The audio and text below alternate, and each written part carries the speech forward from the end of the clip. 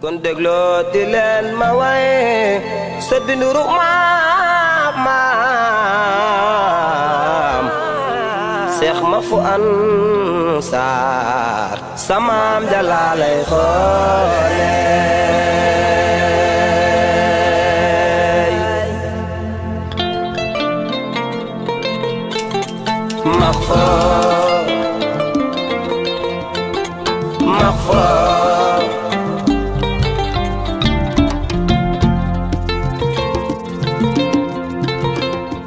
Après l'environnement familial, c'est la société. C'est à ce niveau qu'il devra mener ses combats multidimensionnels, religieux, politiques, intellectuels et sociaux pour s'affirmer et gagner son vrai statut d'humain, membre de la communauté. C'est également au sein de la société que le jeune devra bâtir son avenir et jouer son rôle que lui assigne son destin de père ou mère de famille, de jeune, d'adulte, de travailleur, etc. Pour y parvenir, la première arme devra être la quête de savoir, à la suite de laquelle interviendra le respect des règles du code de bonne conduite. Il faudra avoir en bandoulière le courage, la détermination, la patience dans la prise en compte de la notion du temps pour en venir au temps. Il est une grande richesse puisque le temps de vie qui nous est imparti reste immuable alors je vous exhorte à le rationaliser en nous remettant à jamais à plus tard ce qui est possible de faire en temps réel. Aussi, n'attendez pas toujours tout de votre État, car comme toute œuvre humaine, l'État a ses limites et ses priorités. Soyez plutôt entreprenant en prenant des risques mesurés. C'est d'ailleurs une prescription religieuse. Toujours en société, tâchez de vivre librement vos croyances religieuses tout en respectant celles des autres. Gardez-vous autant que possible de porter des jugements sur les croyances religieuses. Atteindre un tel comportement pratiqué à outrance peut porter atteinte à l'équilibre social et religieux que l'on connaît à notre islam confrère, qui jusque-là constitue un bouclier solide contre l'obscurantisme, le radicalisme et la violence. En prononçant le mot violence, me vient à l'esprit la recrudescence des actes ignobles et barbares, jadis inconnus dans nos mœurs, qui prennent de plus en plus place. À ce titre, je déplore avec la dernière énergie les cascades de violence faites aux enfants, les meurtres, les enlèvements, les mutilations, les agressions. Je reste convaincu que ce combat interpelle plus vous les jeunes que n'importe qui d'autre. Défendez chacun à sa manière ces formes de violence. De toute façon, vous êtes les futurs pères et mères des garçons et filles qui cette insécurité menace et guette. Le comportement des conjoints dans la vie conjugale. Le mariage est la forme d'union la plus achevée entre un homme et une femme. Il est également la base de la société puisqu'il est le lien indiqué à partir duquel naissent, s'élèvent, vivent et grandissent les enfants, futurs adultes et parents. C'est d'ailleurs la raison pour laquelle notre religion, l'islam, a bien encadré le mariage et instauré une ligne de conduite à chaque époque.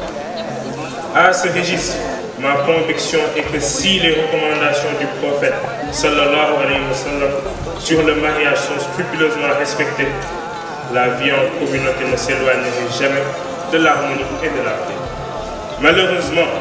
nous constatons tous à quel point les divorces sont fréquents et l'intimité des gens fragile, puisque,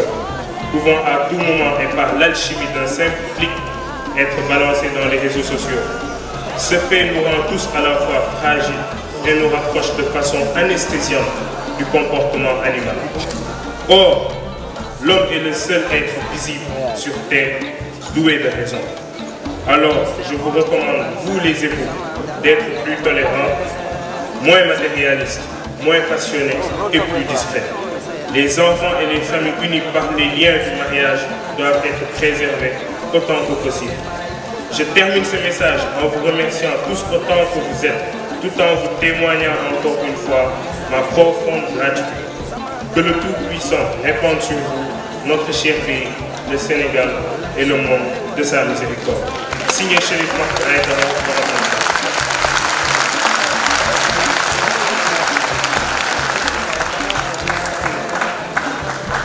Au nom du mouvement Ansar, je remercie Chérif Mahfou Aïdara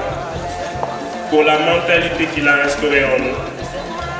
Il nous a toujours dit d'aller toujours de l'avant, de n'avoir peur de rien. Ansar n'est pas un mouvement, c'est une famille. Il nous a inculqué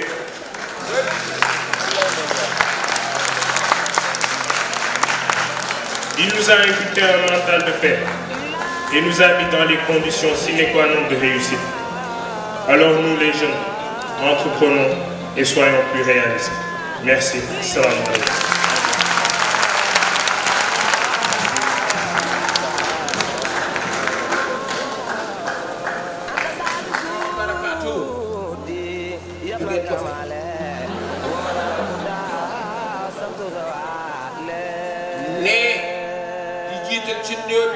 Seydina Muhammad sallallahu alayhi wa sallam di ci jiital kilifaam baayam xalifa baayam di Cheikh na Cheikh al Xalifa mu Cheikh na Cheikh al Adraami mu Cheikh na Cheikh al Xalifa mu Cheikh na Cheikh Saadu Abihi di sëriñam di léppam nee di ci teg Cheikh Ahmed Maayni di magam di sëriñam di lépp ak rakkam Cheikh na Cheikh Sidaati ak rakki baayam bi bokk ak baayam day ko koy kat ñu ne mooy Cheikh na Cheikh al Jéeye Mohamed Saad bu Jéeye ak magam xaritam léppam muy Cheikh na Cheikh al Alwali bu Cheikh na Cheikh Amadou Baad bu Cheikh na Cheikh Max bu Cheikh na Cheikh Saad bu Alwali Maane Njaay ak magam Cheikh na Cheikh al Maamina doomu Cheikh al Xattaab bu baax bu lool ak frère am yi fi nekk ak cousin yi fi nekk yëpp te ñu bokk Cheikh na Cheikh Saad bu Cheikh al Badoul Maami di sant mbooloo mi yëpp amuma seen pay yàllaay borom pay yàlla leen fayal boppam ngeen ne amiin amiin seen teewaay Cheikh na nee na kontaan na ci mbégte la ci àndal bu rëy te lan di sant ñëpp di gërëm ñëpp bu doon sagoom tey ku ne mu jaar ci sa tur waaye ku ci ne xam nga ni fii ñu teew tey Grand Théâtre problème mu temps la kon moo ngi sant bu baax ñëpp di gërëm ñëpp di ñaanal ñëpp di nuyu waajuram kooku mooy kan Adja Cheikh Day Fall man nii de Chérif la waaye bu ma amee taarif sama yaay moo ko def ci man bañ na ko ba Chérif bu ma gis damay jàpp ni yow yaay Chérif man mii maay sa taarif di gërëm ñëpp fii ay invité de marque ñoo fi macha allah ku xool mbooloo mi lee xam ne ay invité de marque et de classe supérieure ñoo fi kon sant naa leen gërëm naa leen bu baax waaye bis bii nii kott doomu rek fépp nii la ma ndax ki ko moom kenn rek mooy maam Cheikh na Cheikh Saadu Abihi mu am ay sargal yoo xam ne dañ koy sargale ak mu jot jàmbaari maam Cheikh na Cheikh Saad ñu war cee jiital ñeent wax leen fii léegi muy ci jiitu muy teraanga bi ñu njëkk a joxe muy jàmbaari kër Cheikh na Cheikh Saad di nijaayam di léppam di roy gaayam si conseil foofu kat mooy El Hadj Cheikh Abdoulaye Seck bu baax lool nijaay tudd nijaay di yaayam te ki la koy jox tey mooy Cheikh na Cheikh al Xalifa danañ ko ko jox fi mu toog mu jotte faneen teraanga bi ñëw ki ñu koy jox sunu yaayam muy muy jàmbaari fàkk tëdd néew su ma doon góor déedéet mooy Adja Cheikh Astou Ndiaye mu Cheikh Ahmed Bale ñu wëllu Chérif Maamina yow yaa ko koy jox ñëwal ñu jox la trophée bi nga jox ko sa taalibe sa yaay sa xarit sa lépp ñetteelu trophée bi ñu koy jox taalibe bu mag taalibe dégloo muy Cheikh Ismaïla Diouf mu baax mire di taalibe Cheikh na Cheikh Al Abdourahim mu Cheikh Al Khalifa mu Cheikh na Cheikh Sadou ñeenteelu trophée bi nag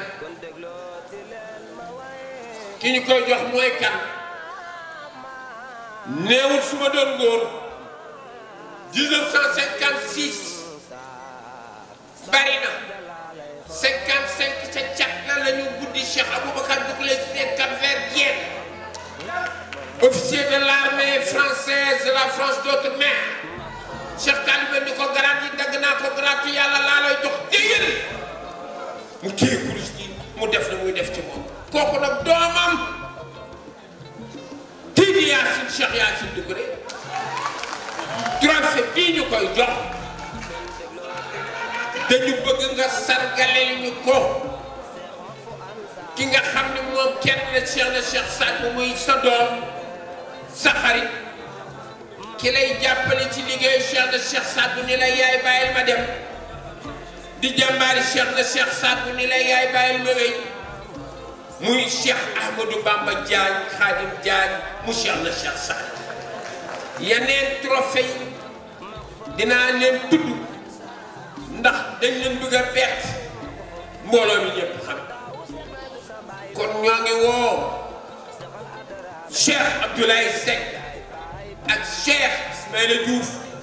ak Cheikh Khadim Astou Ndiaye ak Cheikh Khadim Diagne ñëw leen jël si li ngeen moom nañu jël bu Cheikh Abdoulaye Dieng dem jox ko Cheikh Al Khalifa mu jox ko Cheikh Abdoulaye yàgg ngaa baax de dese woo jirim yeeg bàyyee ñu jooy déedéet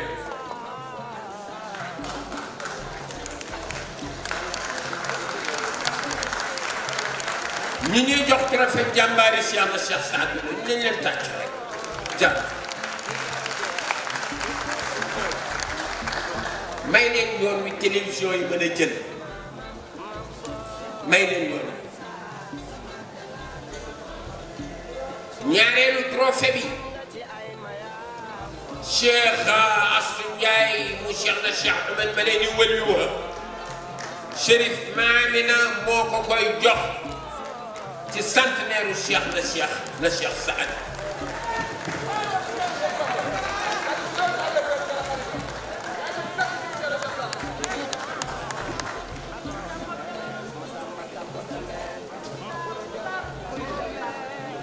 na ñëw Adja Cheikh Khady Ndiaye la béyk ay dana mbooloo mi Chérif Maamina ne na soxna su baax sii ngeen gis mu yéeg di ñëw Cheikh na ne dañu bokk ak moom ëttu tarbiya bokk ak moom sëriñ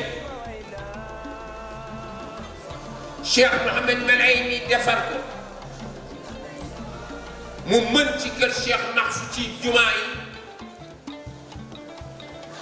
mën ci daara yi mën ci taalibe yi mën ci gor ñi mën ci miskin yi ak jaam ya ci aj bi rek yóbbu na ci téeméer nee na Cheikh Mahfou mii bëgg na mu dem ziyaare ji Sayyiduna Muhammad sallallahu alayhi wa sallam mi ngi tàggu Cheikh Al Khalifa ci ndigalam boo ñu joxee ndigal ñuy yóbbu Cheikh na Cheikh Al Mahfou sa doom sa taalibe sa xarit sa lépp bu ziyaare ji maamam Seydina Muhammad nee nañu médaille bii dañu koy jox seen kilifa Cheikh Al Mahfou ne teraanga bii Cheikh Maamina ak Cheikh Astou Ndiaye defal nee na mi ngi séddale ñëpp ni may na ko yaayam Adja soxna Ndeye Fall ndey dina nga wóor nga demoon wuti yàlla yàlla ñëw na jigéen bu fi sëy da nga dem xooli waaye ku fi seey yàlla nga seeti dafa seeyi woon mi ngi kon seeyi leen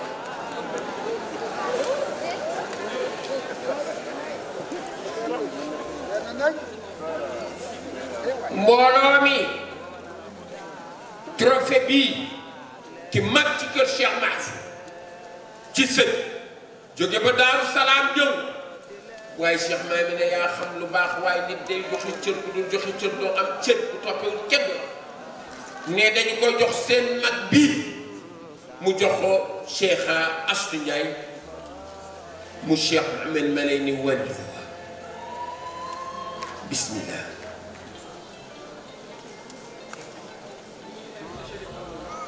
ñoo ngi invité Chérif Alwali Mané Ndiaye al Jamariyaay mu ñëw ci kaw seen sargal taalibeem xaritam léppam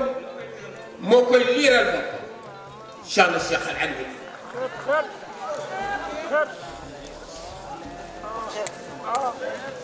mu soxna Mané Ndiaye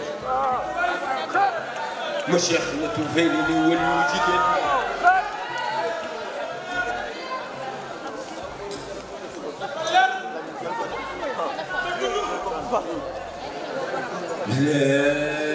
ay dara yàlla yàlla guddal seen fan suñuy sag ngeen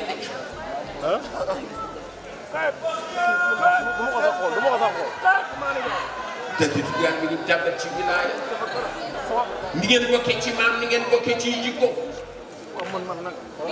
ni ngeen bokkee ci maam bu bali tàkkoon seen i maam yi gott dong yéen a bokk Cheikh Saad bu ñëw làmbali ci seen biir fëgg maam ya bu ma leen def dellu ci Rasulullah ci yéen ramay ni Chérif Faye ñaari caat yi nga xam ni seen lépp seen kër maam la Cheikh la Cheikh Saad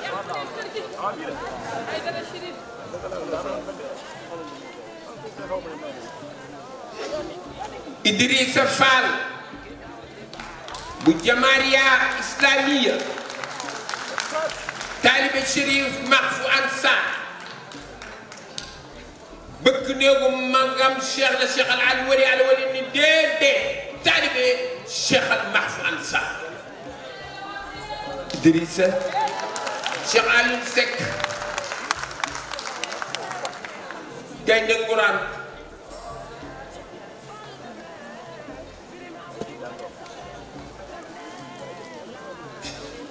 mbooloo mi Cheikh Al Khalifa Dieye yéen ñii toog kii di jottali war na mën a Cheikh de Thialaw moo jur baayam Cheikh na Cheikh Saad boo ci woon loxo Cheikh Mahfou ak Cheikh de Thialaw boole leen ñii bu Cheikh Saad bu randoo ñoom ñoo bokk ci maam ci réew mi le ca demel yaa teen yaa yëpp waaye nee naa leen Cheikh na Cheikh Saad boo ñëw làmb li dëpp maam yi ba mag sëtam yi ñu génn doon seen i sang doon seen sëriñ doon seen wësi Cheikh Alioune Seck ne Chérif Alwali ne Chérif Alwali nee na mi ngi nuyu mbooloo mi yëpp jiital ci nuyoo bi ali bayti nabi yii toog Cheikh Al Khalifa di léppam sañ lépp ci moom lu Cheikh na Cheikh Al Mahfou ba sañ ci moom sañ nga lu raw loolu ci moom ak Chérif fi teew yépp bàyyi kenn waaye daal mi ngi nuyu Cheikh na Cheikh Al Mahfou jaatu Cheikh na Cheikh Al Adrame mu Cheikh Al Khalifa mu Cheikh na Cheikh Saad rakkam xaritam soppe nee mi ngi ndokkeel Cheikh Al Mahfou mu soxna Ndey Faal ci bisam bi ne ñu koy ñaanal yàlla ci dërëjey seen maam Cheikh na Cheikh Saad bi mi ñu bokk yoon wi nga sol yàlla boo ci dajeeg benn pakk yàlla sa maam Cheikh na Cheikh Saad bu sax ci di la leeralal yoon wi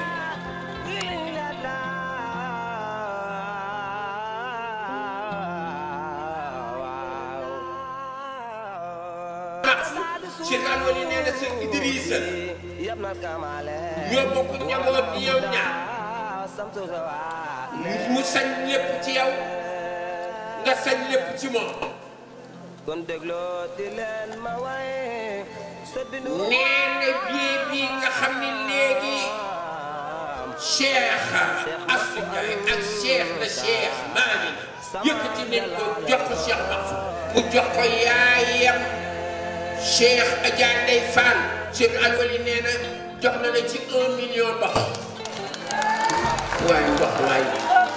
ne en attendant ndox nee na waxul boisson ndox Chérif ne fi muy tëje mooy yéeneen ci Cheikh na Cheikh Al Mahfouz xajul ci fii ndax ci temps la saal bi nee na mi ngi sant mi ngi lay gërëm asalaamaaleykum wa rahmatullahi taala Cheikh Al Mahfouz nee na ko jërëjëf ay dara kontaan nañu sama mag yàlla la yàlla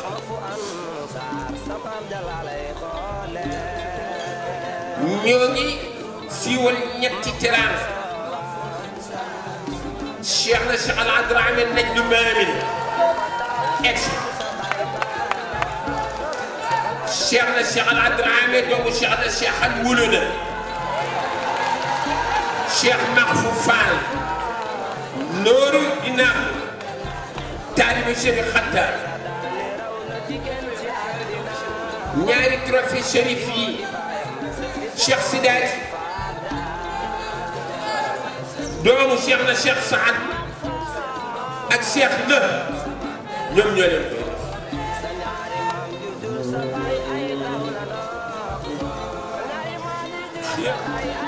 wallaay Cheikh Mahfouz kon dañ ne kenn du gën say mbokk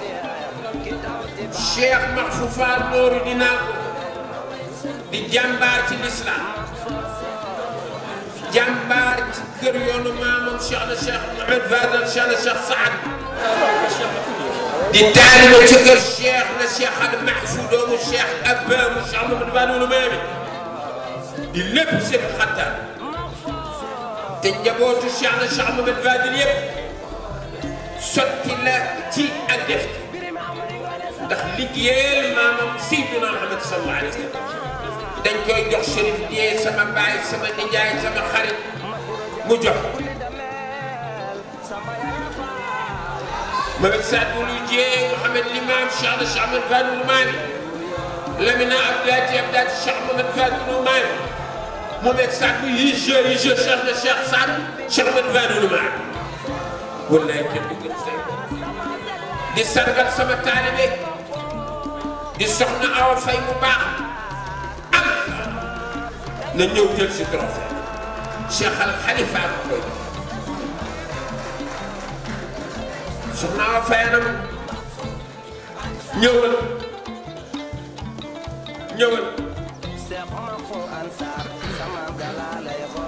ku liggéey dégg rapport Cheikh na Cheikh Al Mahfouz groupe Ansar Nouakchott di ay taalib di ay jàmbaar ci kër ñoo ngi woo Amadou Konaté ak Olimata bu Chérif Mahfouz ñu ñëw jël ci trophée groupe Ansar Nouakchott soxna Awa Fay dañoo Cheikh Al Khalifa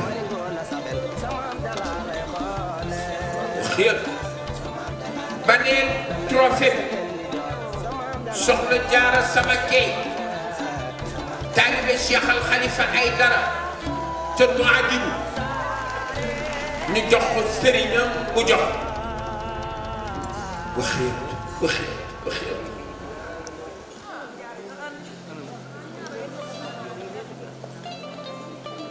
groupe Ansar Nouakchott soxna Woli Matar bu Chérif Mahfouz di jàmbaaru Ansar ak Amadou Konaté di jàmbaaru Ansar tabaski bi ñu génn xaru 1 million laa ñu plus lañ ñu jox tabaski téere kii yéen fi ay dara kon dégloo di leen nee nañ am nañu mbégte bu rëy sa binduru soxna Marie Hélène Lo Seex ma fu an taalibe Chérif Dieye Aïdara samaam jalaale la ñëw sëriñam jox kaay sa sant jox Marie Hélène Lo anam ana Marie Hélène Aïdara bi Aïdara sa nijaay nee na ku dul taalibe la gën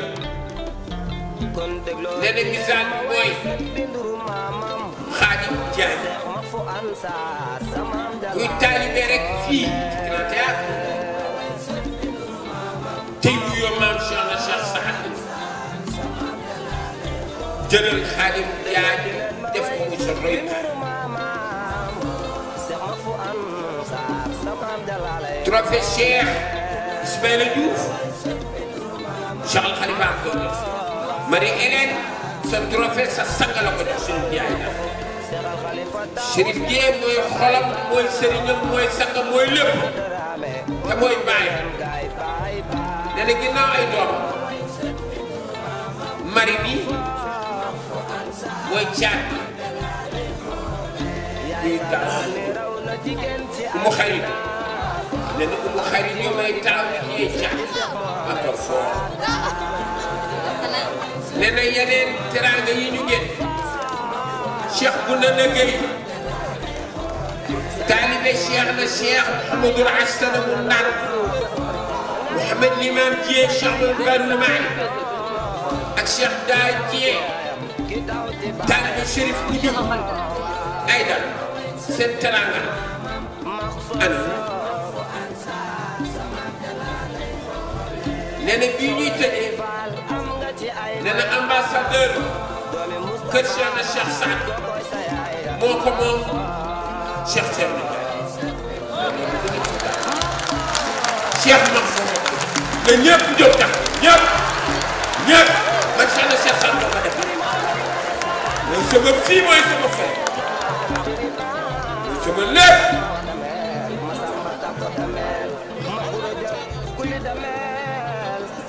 Cheikh bu na la gëyee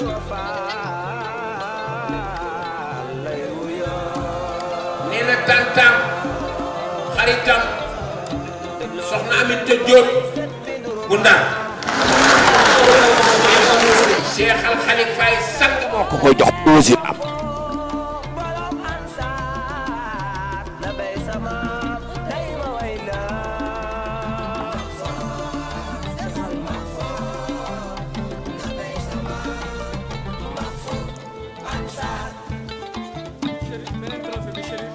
baneen teraanga bile Chérif Cheikh na Cheikh Saad Bou doomu Cheikh na Cheikh Sidi Bouye Verver rakkam Chérif Xuuna moo ko koy jox bi koy teg ci loxoom mu joxal ko ko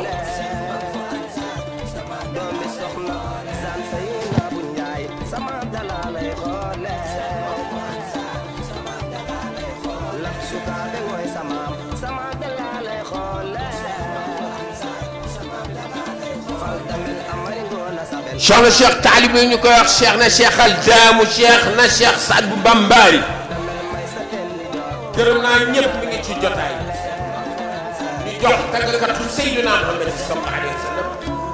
ñu wax way Rasulullah bala ñuy jeexal ñu jox sunu kilifa bi xam ne tey moo mag ci jotaay bi Cheikh Mahfouz bu pré ñu jox Cheikh Al Khalifa sant naa leen gërëm naa leen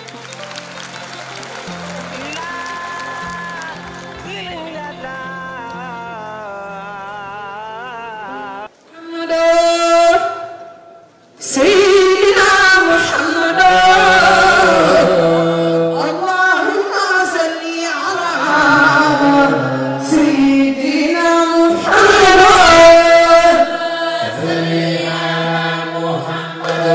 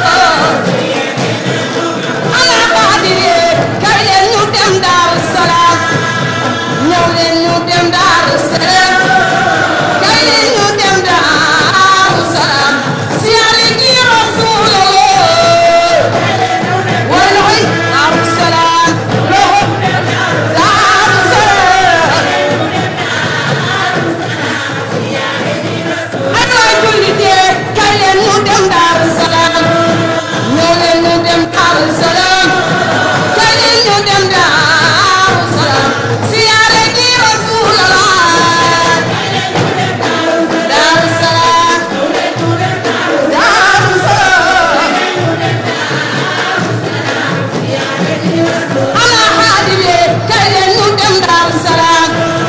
ñëw leen ñu dem Daaru Salaam kay leen ñu dem Daaru Salaam siyaare ji Rasulallah Daaru Salaam Daaru Salaam la ilaha illallah Seexal Xaliwa Alaaji Seexal Xaliwa Alaaji Seexal Xaliwa yaay borom Daaru Ndar borom jàmm ak jamono wa ànd bi Alaaji Seexal Xaliwa Seexal Xaliwa Alaaji Seexal Xaliwa borom jàmm ak jamono waay borom Daaru Ndar Alaaji Seexal Xaliwa yaay borom gëlëm gi Seexal Xaliwa Seexal Xaliwa borom jàmm ak jamono kay leen ñu dem Daaru Salaam ñëw leen ñu dem Daaru siyaare ji Rasulallah Daaru Salaam Daaru Salaam waaye xaadile kay leen ñu dem Daaru Nimsaat ñëw leen ñu dem Daaru Nimsaat kay leen ñu dem Daaru Nimsaat siyaare ji Rasulallah Daaru Salaam Daaru Salaam Alaaji Seexal wullu na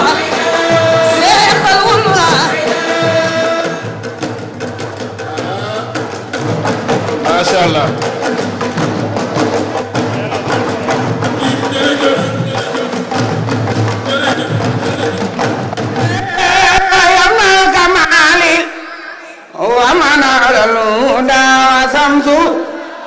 Siana wa mana araluda Siana dogato ondoninat Siana dogato ondoninat Siana dogato ondoninat Moy bayan la la la la ila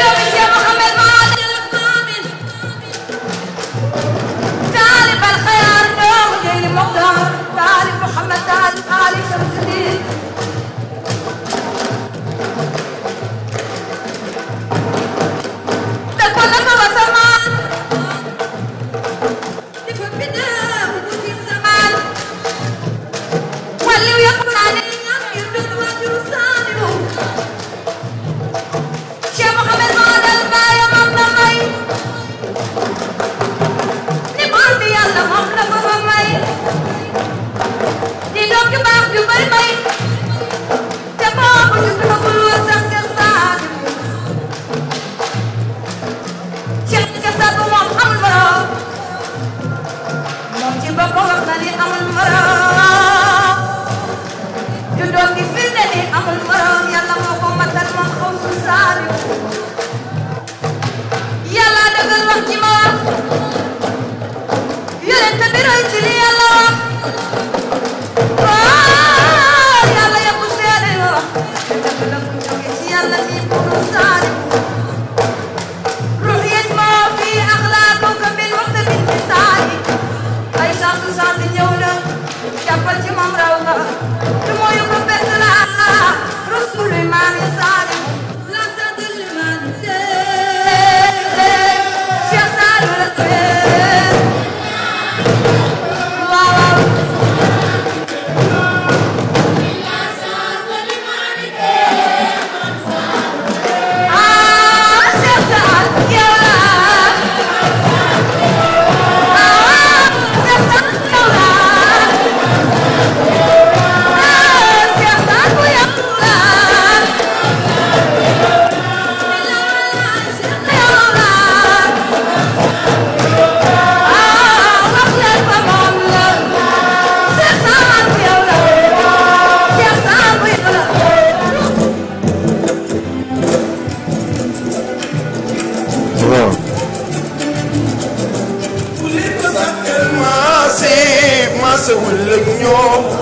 Cheikh Mahfouz Aïdara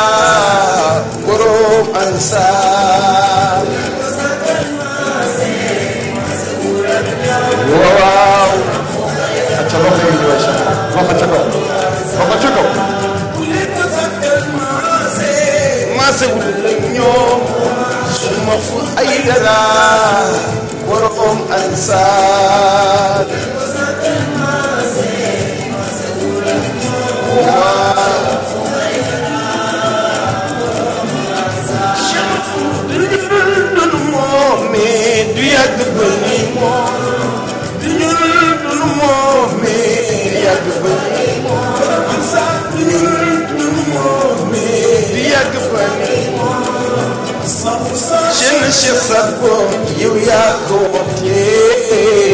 كفى بالله شهيدا محمد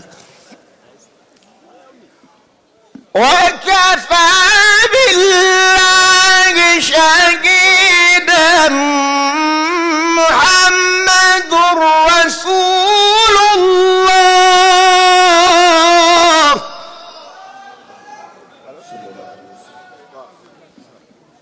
محمد رسول الله والذين معه أشداء على الكفار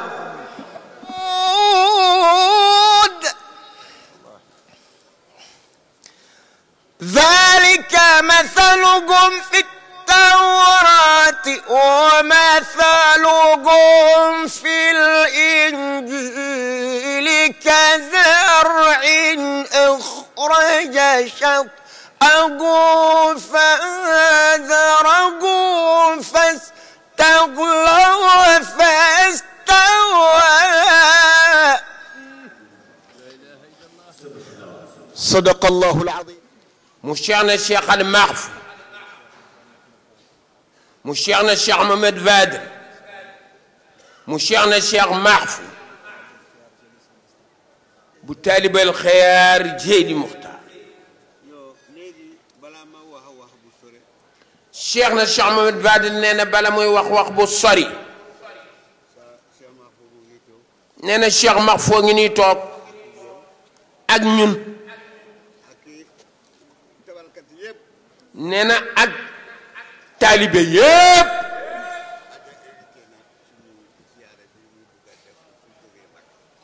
neena ajaat invité nañu ci ziaram bi nga xam ne bu jógee Màkka lay doon insha allahu yàlla ci yàlla matal neena ajaat Cheikh xaax Astu Njaay bii toog kilifa bu mag la ci maam Cheikh Ahmadou Bamba la bokk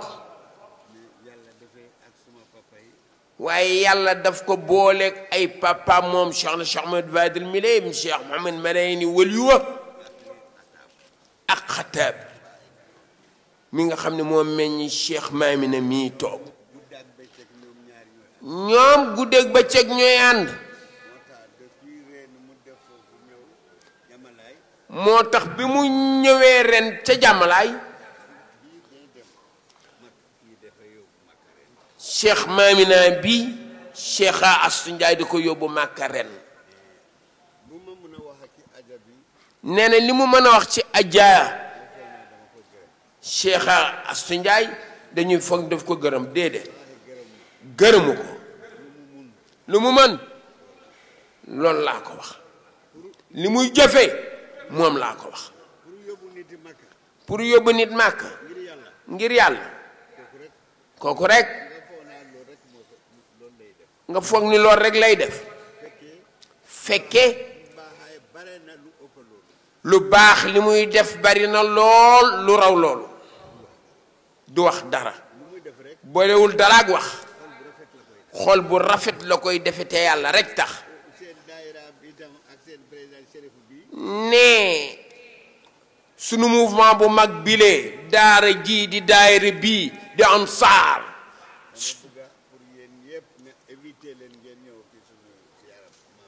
nee na moom de Cheikh na Cheikh Ahmed Badi dafa bëgg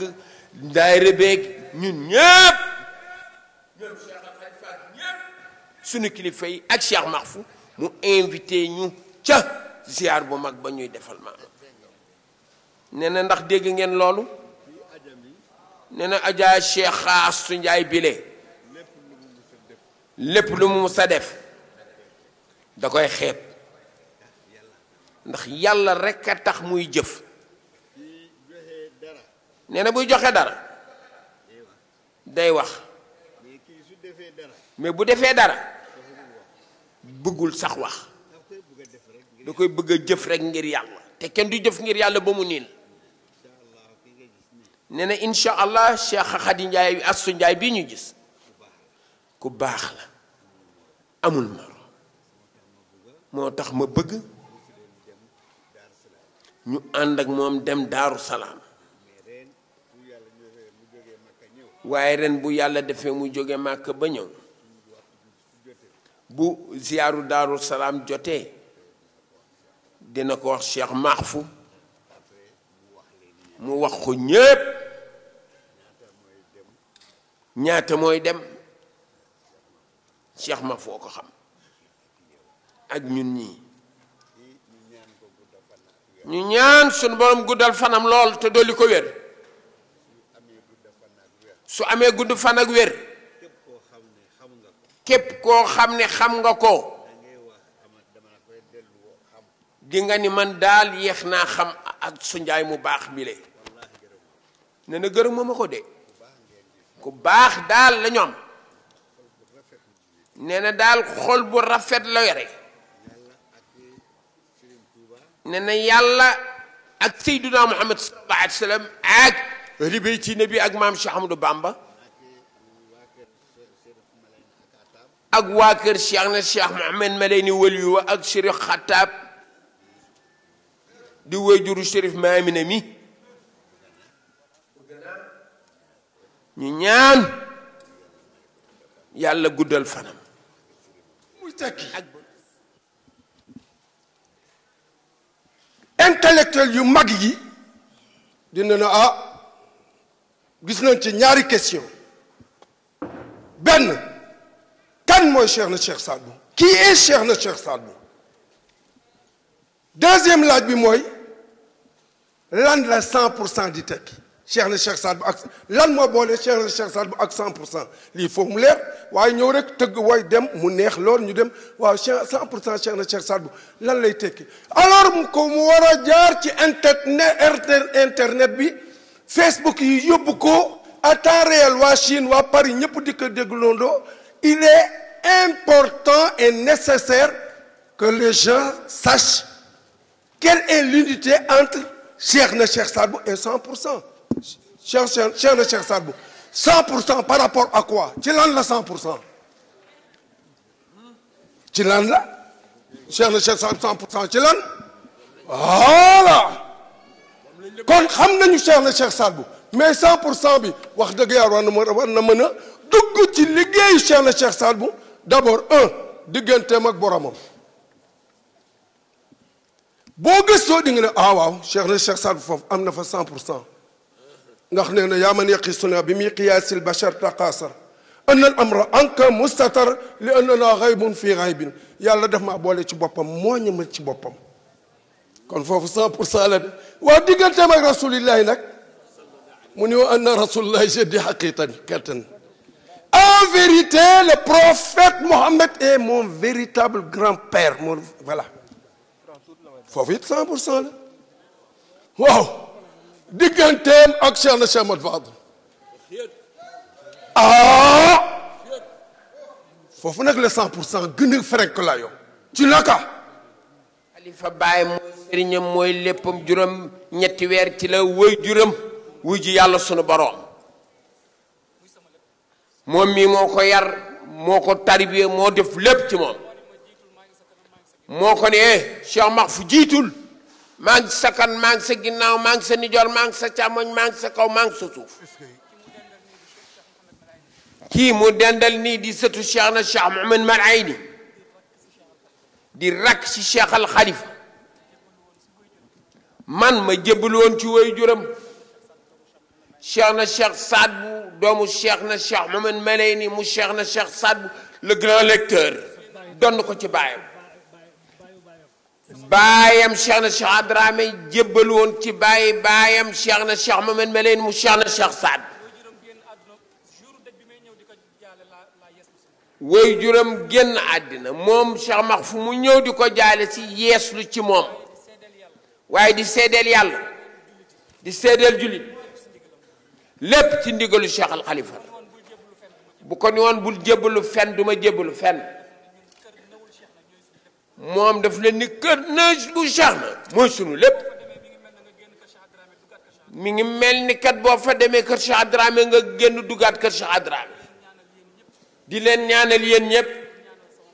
di ñaanal sama mag ji ma Amina gudd fan ak wér rek laa lay ñaanal yàlla boo gis lu la jaaxal sa àddina ak sunu baay bii ak sunu yaay jilee ngeen ñaanal ma Cheikh al Khalifa mile ndax moom sagu kër maam Cheikh na Cheikh Saad Bou du jëw du wax lu ñaaw lu mu am mi ngi koy bokk ak nit ñi ñu ñaanal ni mbooloo mi ne wolof dafa ni fekke muccul waaye nag dinaa ci sànni ñaari kàddu dañuy dellu siwaat sant yàlla sunu boroom di nuy sama doomu baay yépp di nuy taalibe yépp di nuy jullit yépp soxna si Cheikh Assou Ndiaye bi ma xamanteeg moom man ak moom du Sénégal ca Màkka lañu xamante woon ñoo nekkandoon Màkka maa ngi moom kon fa ma xamanteeg moom du Sénégal ca Rasulullah la sallallahu alayhi wa sallam seede boobu dinaa ko gën a yokk ku baax la dellu si nag di gërëm di sant sama doomu baay yépp sama wax du neex kii sama baay la Cheikh na Cheikh Ahmed Fadel di sama doomu baay di sama papa di sama nijaay di sama lépp ndax man ndongo kese laa taalibey taalibe yi la taalibey taalibe yi la man tekkiwuma dara xawma dara waaye xam naa ni maam Cheikh na Cheikh Saad Bou abihi mu maam Cheikh na Cheikh Ahmed Fadel maam ba mu jëlee maam Cheikh na Cheikh Saad Bou mu yebal ko saw jant dafa amoon lu tax benn taalibe moo ñëw mu toog doom Cheikh na Cheikh Ahmed Fadel wër ko mu yor benn grand boubou kenn ku nekk mun ko jox ma mu ne manuma ko jox kenn waaye ku yëkkati Cheikh na Cheikh Ahmed Fadel maamin ci biir tàntam bile mu dem ba garab bee solul dal tegul kaala muy ginde déggi mu ñëw toog yaa moom grand boub bi doomu Cheikh na Cheikh Mohamed Fadil yëpp ni manuñu ko maam Cheikh na Cheikh Saad wax bii ni ko man naa ko moom maam Cheikh na Cheikh Saad Bou maam Cheikh na Cheikh Mohamed Fadil jóg ci biir këram ci biir berkeleem tegul kaala solul dal dem ba ca garab ga dindi dëj ba ñëw toog mu xool ba yàgg mu ne ñaari kuy kenn du leen bàyyi ci gétt Saadu Habibi kaay nga génn tey doo fi fanaan maam Cheikh na Cheikh Ahmed Fadilou ma amin ne lépp lu ma jur ci suma geño sama karaw bopp ba ci suuf boo bëggee njariñu demal toppi Cheikh na Cheikh Saadu Habibi maam Cheikh na Cheikh Ahmed Fadil bàyyi Cheikh na Cheikh Saad Bou maam Cheikh na Cheikh Saad Bou tax ñu xam Cheikh Ahmed Fadilou ma amin ñun ñëpp taalibe Cheikh na Cheikh Saad Bou lañu amuñu ku dul Cheikh na Cheikh Saad Bou ku dellu ginnaaw da nga trahir Cheikh na Cheikh Saad Bou ku topp kaneen da nga trahir Cheikh na Cheikh Saad Bou man de maay doomu taawu Cheikh na Cheikh Saad Bou maay seen mag ñoom ñëpp man Cheikh Aya maay magam Cheikh Talibé maay magam xam naa ko Cheikh na Cheikh Al Khalifa maamam turandoom mooy taawu Cheikh na Cheikh Saad Bou ba tax na tey ñëpp xam nañ ci biir Nimzaat li bàyyam Cheikh na Cheikh Adramé yor këram ba ca armeel ya amul kenn ku sant ay dara ku fa mën a samp benn bant lu dul sunu baay wala ñun ndax ñoo ko moom yàllaa ko def kon nag maa ngi ñaanal yàlla Cheikh na Cheikh al Maxfu bii ñaanal yàlla ay magam yi toog tey samay rakk di ñaanal yàlla Cheikh na Cheikh Mohamed Fadil sama baay bii ak sunu famille yëpp yàlla nañ yàlla boole ñu bennoo ñun duñu ñaar duñu ñett kon nag ñun benn lañu réew mi ñoo ko bokk ak sunuy mbokk maam Seydi Hadj Malick léppam jox na ko Seydina Mouhamed maam Cheikh Amadou Bamba léppam jox na ko Seydina Mouhamed ñun lu ñuy xëccoo ana xëccoo ñun lu ñuy wax ñun ñëpp benn lañu bu ñu jàppoo nekk benn wax bi gudd na maa ngi baalu àq ñëpp tàlle leen loxoy mu ñaan